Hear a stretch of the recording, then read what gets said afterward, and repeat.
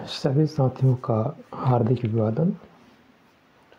साथियों, पिछले दिनों 12 फरवरी को हम लोगों ने रविदास जयंती मनाया है। मंच पर बहुत कम मौका मिलता है हमारे जैसे लोगों को बोलने के लिए, तो मैं सोचा कि आज इस वीडियो के माध्यम से कुछ चंद शब्दों का साझा आपके सामने करूं। संत रविदास जी एक ऐसे महान हस्ती थे, एक ऐसे महान दार्शनिक और संत जिनकी गिनती सबसे उच्च श्रेणी के संतों में की जाती है। और जब रविदास जी पैदा हुए थे और उनके जीवन काल के समय हमारे देश में ब्राह्मणवाद, छुआछूत, जातिवाद अपने चरम सीमा पर था।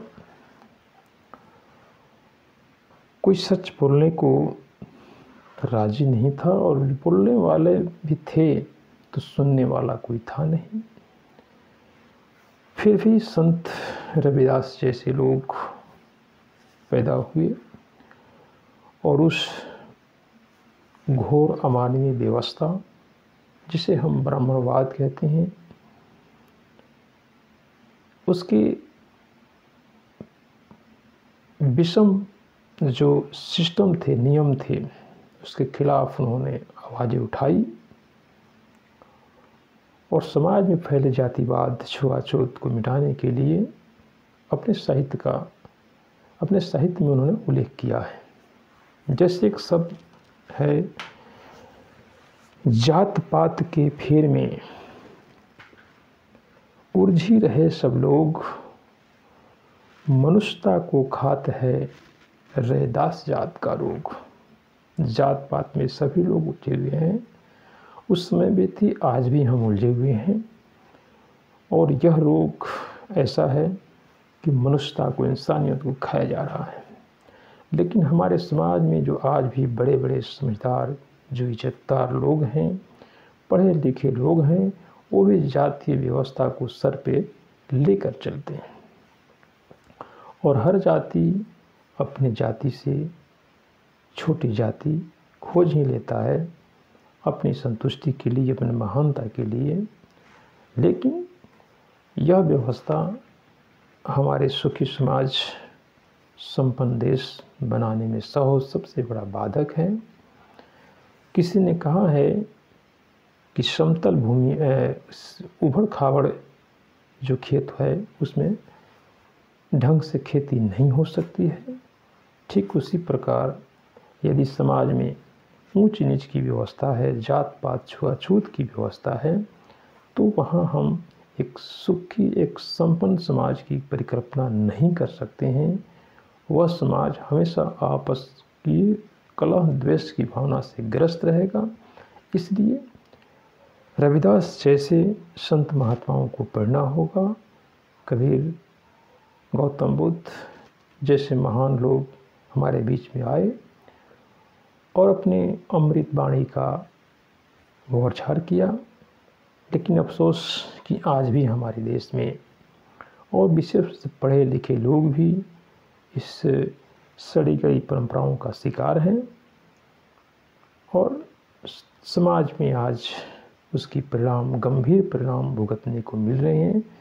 जैसे अभी हादसा हुआ इस नई दिल्ली रेलवे स्टेशन पर कुंभ मेला में। इस सारे हादसे कहीं न कहीं यदि देखा जाए तो इसके जड़ में अंधविश्वास और पाखंड है। और इस अंधविश्वास और पाखंड को बनाए रखने के लिए जो लोग धंधा बनाए हैं, वो बड़े मुस्तैदी से लगे हुए हैं। उसमें सबसे बड़ी एक नाम मैं आज लेना चाहता हूँ, एक ऐसे व्यक्ति जिसका बहुत बड़ा एक साम्राज्य बना हुआ है, धीरेन्द्र शास्त्री। वो तो यहाँ तक कह गए कि जो गंगा में कुंभ नहाने नहीं जाएगा वह देशद्रोही होगा। पता नहीं ऐसे कैसे कैसे लोग हैं जिनको लोग संत कहते हैं और पूजते भी हैं। मेरे समय से ऐसे लोगों के ऊपर FIR होनी चाहिए। जो लोग नहीं आए, जो देश के जवान सीमा पर लगे हुए हैं, रात दिन एक करके देश की सुरक्षा कर रहे हैं, किसान खेतों में लटा हुआ है, मजदूर मेहनत करते हैं फैक्ट्रियों में, क्या वे देशद्रोही हैं? ऐसे संत महात्माओं को सतर्क रहना होगा। यह देश के लिए खतरनाक है। यह समाज में अव्यवस्था फैलाना चाहते हैं। इन्हीं जैसे संतों का परिणाम है कि ये काफ़ी संख्या में लोग मेला की ओर चल पड़े हैं कुंभ नहाने के लिए, और वहाँ बेमौत लोग मारे जा रहे हैं। इसमें मुझे संत रैदास की एक दोहा मुझे याद आती है, जिसमें कहते हैं कि मन चंगा तो कटौती में गंगा। एक गरीब लोगों के लिए, जिनके बच्चे को पढ़ने के लिए शिक्षा ढंग का स्कूल नहीं है, कॉपी किताब नहीं है, खाने के लिए ढंग से भोजन नहीं मिलता है, ऐसे लोग मैंने देखा है कर्ज लेकर के गंगा स्नान के लिए कुंभ मेले में जा रहे हैं। तो ऐसे लोगों के लिए तो संत रैदास और कबीरदास जैसे लोग पैदा हुए, लेकिन उनको सुनता कौन है? इन ढोंगी पंखांडी बाबाओं के लिए लोग अपनी मेहनत की कमाई पैसा लुटा देते हैं और फिर गरीबी जस की तस रहती है। इससे कोई समाधान होने वाला नहीं है। इसलिए मैं विशेष रूप से नौजवानों से आग्रह करता हूं कि आप भगत सिंह जैसे एक कर्मठ और संघर्षशील नौजवान को समझिए, उनके जीवन शैली को जानने की कोशिश कीजिए।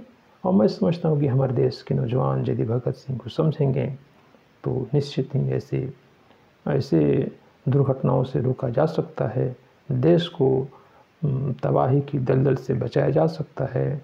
आप सभी साथियों को हार्दिक अभिवादन।